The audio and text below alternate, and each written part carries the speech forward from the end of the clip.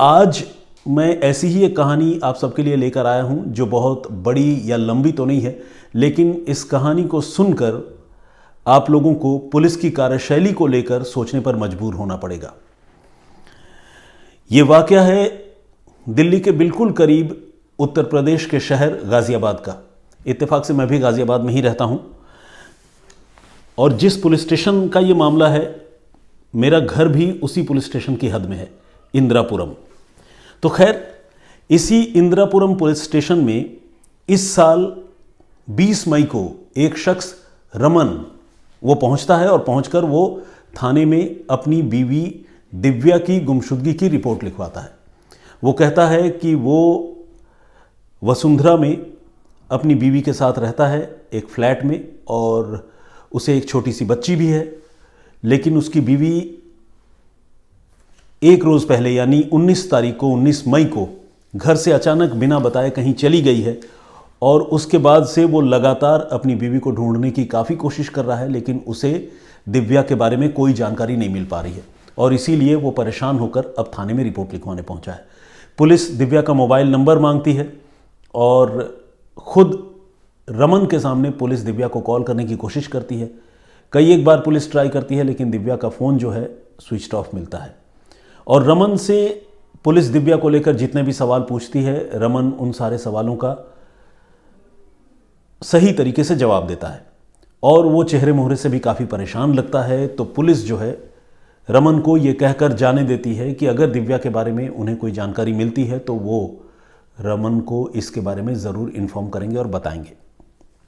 खैर, वक्त गुजरता जाता है और गुजरते गुजरते इस तरह तकरीबन 5 से 6 महीने गुजर जाते हैं, बल्कि 6 महीने से भी ज़्यादा, तकरीबन 7 महीने गुजर जाते हैं और दिव्या का कोई पता नहीं चलता।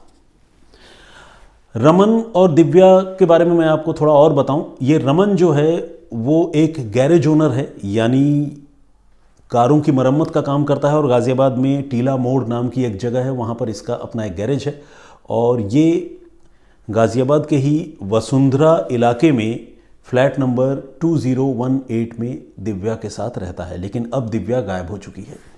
तो खैर, कई महीने गुजर जाते हैं, दिव्या का कोई पता नहीं चलता और इस बीच रमन जो है वो फिर पुलिस से कांटेक्ट भी नहीं करता और धीरे धीरे पुलिस भी रमन को भी भूलने लगती है और दिव्या को तो खैर वो भूल ही चुकी है और दिव्या के बारे में उसे कुछ भी याद नहीं है।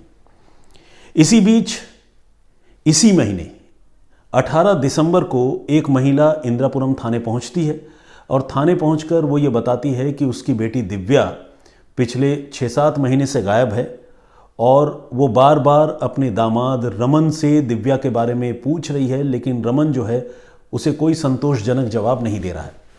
बिट्टो नाम की इस महिला का ये कहना था कि उसकी बेटी जो है अपने पति रमन के साथ खुशहाली से रह रही थी और सब कुछ ठीक चल रहा था, लेकिन अचानक दिव्या गायब हो गई और उसके पति ने भी उसे ढूंढने की कोई बहुत ज़्यादा कोशिश नहीं की, यहाँ तक कि ठीक से उनके सवालों का भी वो जवाब नहीं देता है।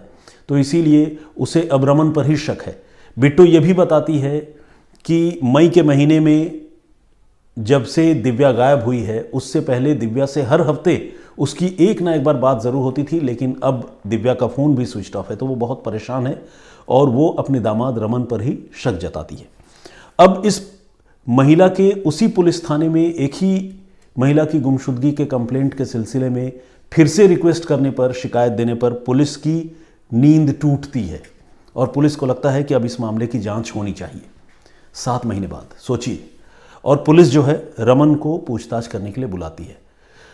रमन वही रटा रटाया जवाब इंदिरापुरम पुलिस को देता है, गाज़ियाबाद पुलिस को देता है, जिसमें वो बताता है कि बिना बताए दिव्या कहीं चली गई है और उसे नहीं पता कहाँ चली गई। लड़ाई झगड़ों के बारे में पुलिस पूछती है तो वो बताता है कि हर घर में जिस तरह की मामूली लड़ाई झगड़े पति पत्नी के बीच होते हैं, उसके और दिव्या के बीच में भी वैसे ही नोक-झोंक और लड़ाई झगड़े होते थे, कोई बहुत बड़ा झगड़ा कभी नहीं हुआ। तो ये सारी बातें रमन पुलिस को बताता है, लेकिन रमन से बातचीत करके पुलिस को दिव्या के बारे में कोई सुराग नहीं मिल पाता, ठीक वैसे ही जैसे तकरीबन 7 महीने पहले भी पुलिस को नहीं मिल पाया था। अब पुलिस वो काम करती है जो काम उसे 7 महीने पहले करना चाहिए था। पुलिस रमन और दिव्या दोनों के मोबाइल फ़ोन की CDR यानी कॉल डिटेल रिकॉर्ड निकलवाती है और कॉल डिटेल रिकॉर्ड को पुलिस बहुत गौर से देखने, पढ़ने और समझने लगती है। पुलिस ये नोटिस करती है कि दिव्या का मोबाइल फ़ोन मई के महीने में ही जो स्विच ऑफ हुआ था, उसके बाद एक बार भी स्विच ऑन नहीं हुआ है। ये अपने आप में एक बड़ी बात थी। साथ ही पुलिस ये भी देखती है कि दिव्या का मोबाइल फ़ोन आखिरी बार 18 और 19 मई को गाज़ियाबाद से दूर हिमाचल प्रदेश की राजधानी शिमला में था और उसी शिमला में ही उसका मोबाइल फ़ोन 19 तारीख को यानी 19 मई को स्विच ऑफ हो गया था। और इत्तेफाक से जिस रोज़ शिमला में दिव्या का मोबाइल फ़ोन स्विच ऑफ हुआ, उसी रोज़ रमन का मोबाइल फ़ोन और उसका मतलब रमन के मोबाइल फ़ोन की लोकेशन भी शिमला में नज़र आ रही थी। कहने का मतलब ये कि पति पत्नी दोनों के मोबाइल फ़ोन की लोकेशन शिमला में थी और शिमला में पत्नी का मोबाइल फ़ोन हमेशा के लिए स्विच ऑफ हो गया और पति जो है शिमला के बाद फिर वापस दिल्ली आ गया।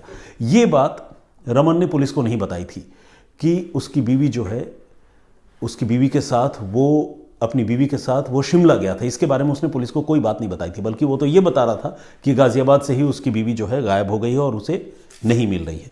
तो पुलिस को जब ये जानकारी मिली तो रमन चूंकि शक के दायरे में अब आ चुका था, तो रमन को दोबारा जब पुलिस ने पूछताछ के लिए बुलाया तो वो फिर से कुछ झूठी कहानियां सुना रहा था। लेकिन इस बार पुलिस के पास एक एविडेंस था CDR के फॉर्म में, तो पुलिस ने रमन को कन्फ्रंट किया और जब उसे सख्ती की तो उसने मान लिया कि उसी ने अपनी बीवी दिव्या का कत्ल किया है। उसने बताया कि वो दिव्या को घुमाने के बहाने अपने साथ शिमला लेकर गया था अपनी प्राइवेट कार में, बोलेनो कार में, और वहाँ एक सुनसान जगह पर उसने गाड़ी रोकी और गाड़ी रोकने के बाद उसी की चुन्नी से, दिव्या की चुन्नी से ही दिव्या का गला घोंट दिया और उसकी लाश जंगल में फेंक दी। इसके बाद वो वहाँ से वापस चला आया। अब रमन ने ये कहानी तो पुलिस को बता दी, अपना जुर्म तो कबूल कर लिया, लेकिन पुलिस के सामने सबूत जुटाने की बड़ी चुनौती थी, खासकर उस लाश के बारे में पता करने की जो अब से तकरीबन 7 महीने पहले पहाड़ों में, जंगलों में या यूं कहे कि खाई में फेंकी गई थी। पुलिस अब इस लाश के बारे में पता करने के लिए गाज़ियाबाद की पुलिस इन शिमला पुलिस से कांटेक्ट करती है।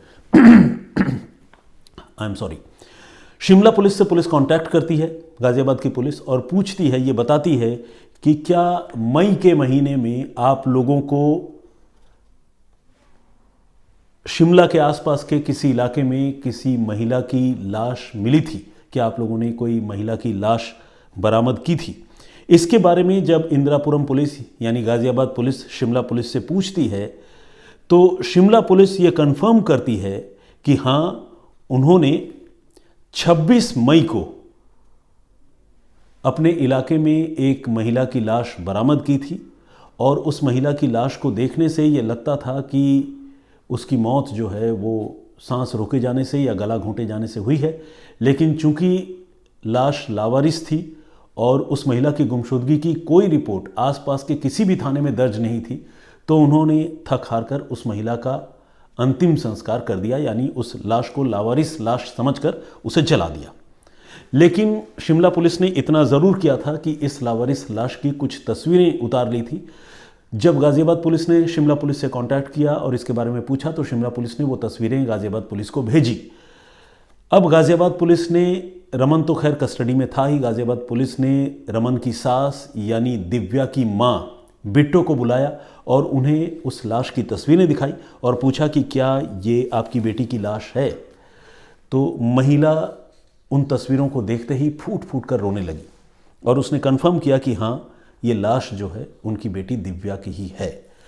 इसी के साथ पुलिस ने उनको ये भी बताया कि आपकी बेटी दिव्या की हत्या हो चुकी है और ये लाश उन्हीं दिनों शिमला पुलिस को मिली थी जिन दिनों आपकी बेटी गाज़ियाबाद से गायब हुई थी और जिन दिनों आपकी बेटी की गुमशुदगी की रिपोर्ट आपके दामाद ने गाज़ियाबाद पुलिस में लिखवाई थी, यानी मई 2022 की बात है ये। तो खैर अब ये तो कंफर्म हो गया कि रमन ने ही अपनी बीवी की हत्या की, उसे धोखे से घुमाने के बहाने शिमला ले गया, गला घोंटकर उसकी जान ले ली और लाश वहां फेंककर फरार हो गया और यहां आके गुमशुदगी की रिपोर्ट दर्ज करा दी। मगर क्यों? उसने हत्या क्यों की? अब पुलिस के पास ये सबसे बड़ा सवाल था। तो इस सवाल का जवाब भी पुलिस की तफ्तीश में मिला। रमन और दिव्या असल में शादीशुदा नहीं थे, ये दोनों अनमैरिड थे, लेकिन दोनों एक साथ रहते थे, लिव इन में रहते थे और इसी लिव इन टुगेदर से ही उनको एक बेटी भी थी। और दिव्या जो है खुद को रमन की पत्नी ही क्लेम करती थी, और रमन भी आसपास के लोगों को दिव्या को अपनी पत्नी बताता था। लेकिन हकीकत ये थी कि दोनों फॉर्मली मैरिड नहीं थे। इस बीच रमन किसी और महिला के करीब आ गया, और न सिर्फ करीब आ गया, उसने उस दूसरी महिला से चुपके से शादी भी कर ली। कुल मिलाकर ये वाकया या ये कहानी टू टाइमिंग्स की है। एक ही आदमी एक वक्त पर दो लड़कियों के संपर्क में है, एक और जाहिर है दोनों को ही धोखा दे रहा है, लेकिन दूसरी महिला से उसने शादी कर ली थी, दूसरी लड़की से। और उसके इस सीक्रेट मैरिज के बारे में जब दिव्या को पता चला, जो उसकी लिव इन पार्टनर थी, तब दिव्या के साथ उसकी लड़ाइयाँ शुरू हो गई। और अब ये लड़ाइयाँ धीरे धीरे रोज़ की बात बन गई। और इसी लड़ाई से और इसी झमेले से या दिव्या से छुटकारा पाने के लिए तब रमन ने उसकी हत्या की साजिश रची, और उसने ये तय किया कि वो दिव्या को अकेले ही ले जाकर उसकी हत्या करेगा ताकि ये भेद कभी ना खुल पाए। और इसी साजिश के मुताबिक वो मई के महीने में अपनी लिव इन पार्टनर दिव्या को लेकर शिमला गया घुमाने के बहाने, और वहाँ पर उसकी हत्या करके लाश फेंक कर वहाँ से वापस चला आया। लेकिन फाइनली जब इस मामले की सही तरीके से जांच 7 महीने बाद हुई दिव्या की मां की कंप्लेंट पर, तब जाकर इस मामले का खुलासा हुआ और रमन को गिरफ्तार किया गया। रमन को फिलहाल गाज़ियाबाद की पुलिस ने गिरफ्तार करके जेल भेज दिया है। और अब पुलिस की जांच में यह भी पता चला है कि दिव्या नाम की जिस लड़की का मर्डर हुआ, वो लड़की रमन से पहले भी 2 और लोगों के साथ लिव इन में रह चुकी थी। कहने का मतलब ये कि वो अलग अलग लोगों के साथ लिव इन में रहती थी। वो शादी क्यों नहीं करती थी, क्या उसे अपने मन के मुताबिक कोई लाइफ पार्टनर नहीं मिला, ये तो खैर दिव्या ही बता सकती है, लेकिन दिव्या अब इस दुनिया में नहीं है। लेकिन बहुत अफसोसनाक कहानी यह है कि दिव्या नाम की एक लड़की जो एक शख्स के साथ पति पत्नी की तरह रह रही थी, उसका कत्ल उसी के लिव इन पार्टनर ने कर दिया था, और सिर्फ इसलिए कर दिया था कि उसका लिव इन पार्टनर जो है वो बेवफा था। लेकिन इस कहानी में जो सबसे शॉकिंग एलिमेंट है वो है गाज़ियाबाद पुलिस की जांच करने का तौर तरीका। अगर गाज़ियाबाद पुलिस ने उसी वक्त जब रमन ने दिव्या की गुमशुदगी की रिपोर्ट लिखवाई थी, तब अगर गाज़ियाबाद पुलिस ने संजीदगी से इस मामले की जांच की होती, तो गाज़ियाबाद पुलिस को उसी वक्त ये पता चल जाता कि दिव्या और रमन इन दोनों का लास्ट लोकेशन शिमला था। और शिमला के बाद भी रमन के मोबाइल फ़ोन की लोकेशन तो दिल्ली एनसीआर में या गाज़ियाबाद में दिखाई दे रही थी, लेकिन दिव्या जो उसकी बीवी थी, उसका मोबाइल फ़ोन शिमला में इस तरह स्विच ऑफ हुआ कि दोबारा स्विच ऑन ही नहीं हुआ। तो उसी वक्त अगर पुलिस सीडीआर निकाल लेती तो यह मामला मई के महीने में ही सुलझ चुका होता। तो इस कहानी को सुनने के बाद हम इतना कह सकते हैं कि सिर्फ पुलिस की लापरवाही से एक कातिल जो है 7 महीने तक छुट्टा घूमता रहा, और वो शायद कभी पकड़ा नहीं जाता अगर जिस लड़की की हत्या हुई थी उसकी मां फिर से उस लड़की की गुमशुदगी की रिपोर्ट लेकर थाने नहीं पहुंची होती और अपने दामाद के खिलाफ जो है उसने शिकायत नहीं दी होती। तो मैं तो बल्कि ये कहूँगा कि इस मामले को पुलिस ने नहीं बल्कि उस महिला ने सुलझाया है, जिसने थाने में जाकर अपनी बेटी की गुमशुदगी की रिपोर्ट फिर से दर्ज करवाई, और न सिर्फ रिपोर्ट दर्ज करवाई बल्कि जो कातिल है उस पर शक भी जता दिया। तो इतना सब कुछ करने के बाद, जिसे कहते हैं ना कि पूरा खाना प्लेट में रख के मुंह के सामने रख देने के बाद गाज़ियाबाद पुलिस ने निवाला उठाकर खाया है। ये तफ्तीश कुछ उसी तरह की है। तो इसीलिए बेशक गाज़ियाबाद पुलिस ने इस मामले को सुलझा दिया हो, लेकिन इस मामले में उनकी तफ्तीश के लिए तारीफ तो नहीं बनती। माफ़ कीजिए, मैं अक्सर पुलिस के लिए पॉजिटिव वर्ड्स कहता हूं, लेकिन आज की कहानी इस बात की इजाज़त नहीं दे रही है। तो खैर आज यहीं तक। अब